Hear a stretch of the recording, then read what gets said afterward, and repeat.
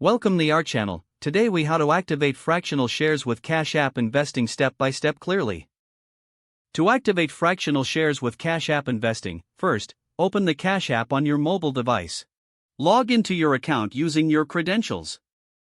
If you're not already registered for Cash App investing, you will need to set up an account. Tap on the Investing tab, located at the bottom of the screen. Once in the Investing section, look for the option that says Stocks and select it. Here, you will see a list of available stocks. Choose a stock you are interested in purchasing. After selecting the stock, tap on the Buy button.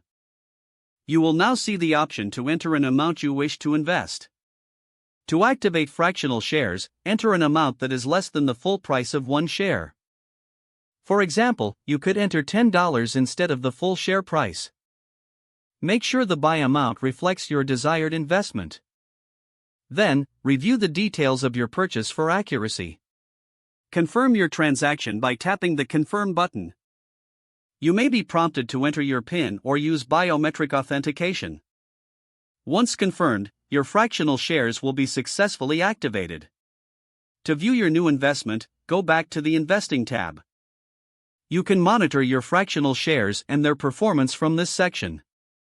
Now you are equipped to invest in fractional shares using Cash App investing. Enjoy your investing journey. If the page does not load, refresh the browser or try again in a private or incognito window. Make sure you are using the correct email address, then retype it carefully to avoid small typos. If your password is not accepted, use the reset option and create a new strong password you can remember. Check your spam folder for verification or security emails, then complete any requested confirmation steps. Enable two-factor authentication if available to improve account security and reduce unauthorized access risk. After signing in, review your profile details so your contact information and settings are accurate and current. If you see an error message, note it down and try again after restarting your device and internet connection. Log out when you finish, especially on shared devices, to keep your account and payment information secure. Don't forget to like this video and subscribe to our channel for more step-by-step tech guides.